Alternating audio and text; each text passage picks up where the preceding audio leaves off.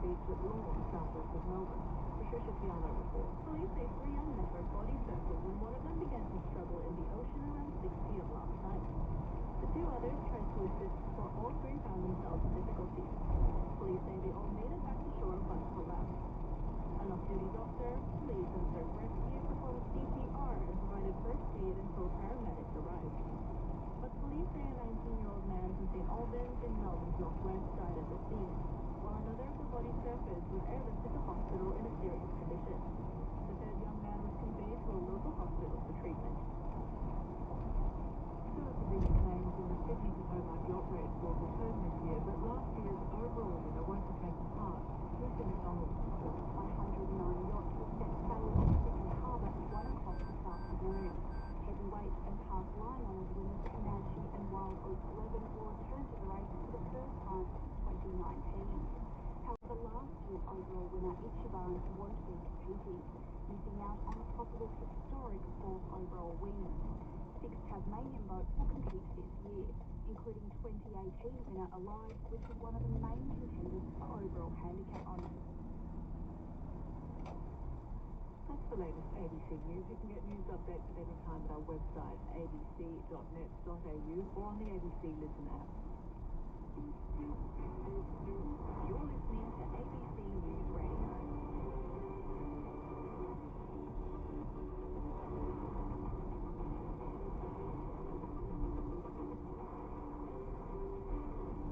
I'm Andy Breslin coming to you from Gadigal Land. Coming up in the program, the River Murray forecast to peak at Renmark in South Australia today with communities on edge.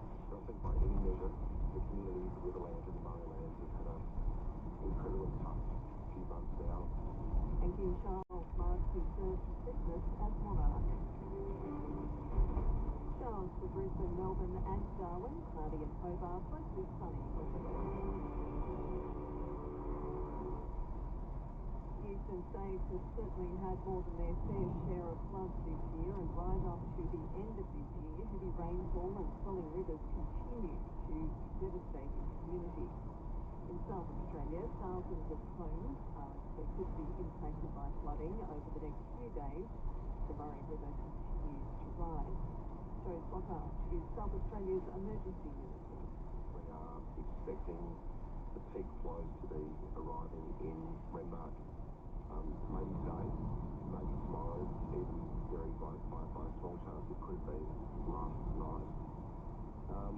These peak flows and projections of flows throughout the entire system have now been consistent since about the 10th of November, and that's not good news for the community, but it's resting news for the community, and it gives some assuredness that the preparations that have been in place have been well and truly within our limits of testing, with largely across state government agencies and councils been preparing for a flooding event of around 250 gigalitres a day. I think by any measure, the community of the Riverland and the Murray Lands have had an incredibly tough few months now, and this is not the Christmas they would have been expecting this year. So, while it's a very tough time, it's an anxious time, the preparations that have been made by the communities has just been extraordinary. They've been resilient, they continue to be resilient, but this event is not quite finished yet, because these high flows won't be through the rest of the system for another week still. And once we reach the peak, we're expecting there to be very significant. This comes at the worst possible time when the economy of Afghanistan is collapsing, and we need women as part of the workforce to enable the economy to recover. This woman, Amina, is a support worker at a private school in Kabul.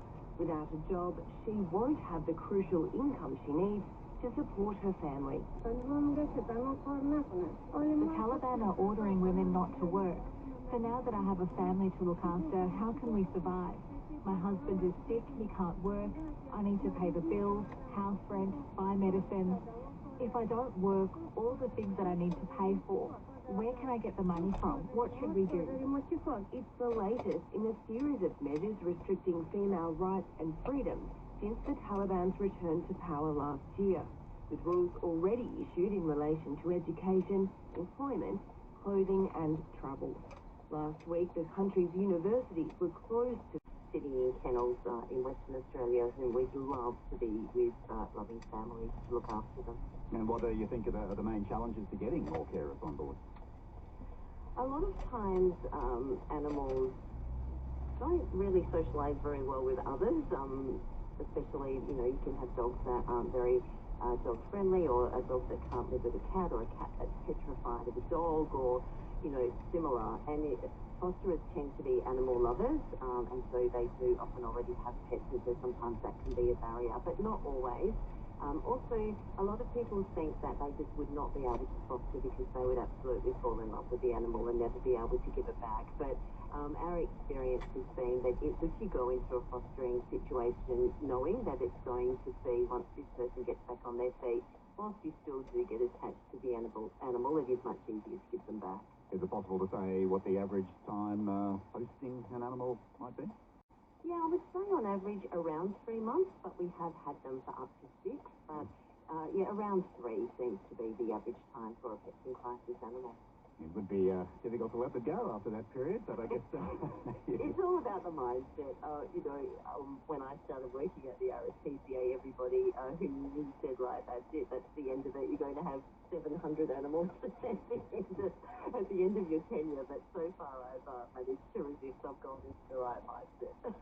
Keep up the good work, Louise, and let's hope other people come to the cause as well. RSPCA WA spokeswoman Louise Rowe talking about that very useful scheme that's being run to help people be able to get out when they need to. The Pets in Crisis program needs more carers to help with that effort, if you're interested.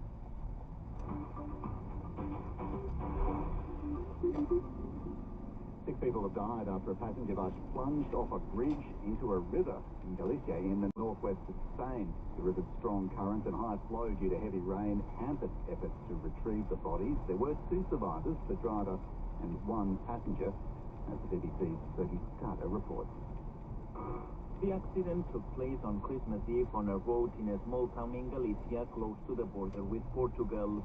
A motorist raised the alarm after noticing a safety rail on the bridge had been damaged. Then a call from a survivor helped emergency services find the wreckage.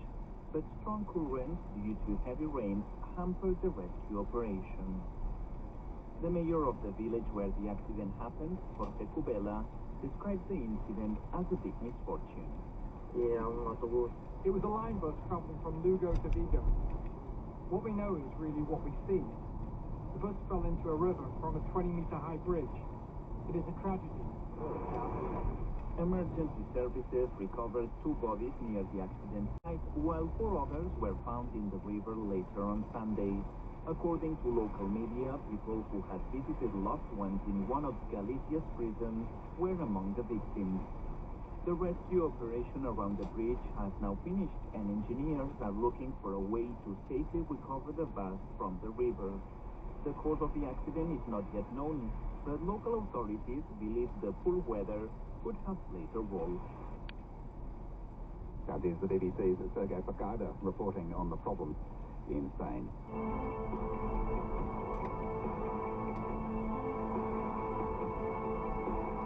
Let's bring you up to date with what's happening at the MCG. All report now courtesy of Jess Stewart. Thanks, Jess. Hello, a lot happening at the MCG. South Africa have well and truly fought themselves back into the contest after a pretty heavy wicket-taking morning in Melbourne. Of course, Carl Verreynne and Marco Jansen, both at the crease still. They've managed to produce a pretty handy partnership as Australia have struggled to break down these 2 in the centre wicket there. I'll just play you as Marco Jansen got his maiden half-century a short time ago. Line ball to Jansen, hits it in the air, down the long on, just out of reach for the diving fielder in Mitchell Stark, and away it goes for a boundary. And it's a critical boundary as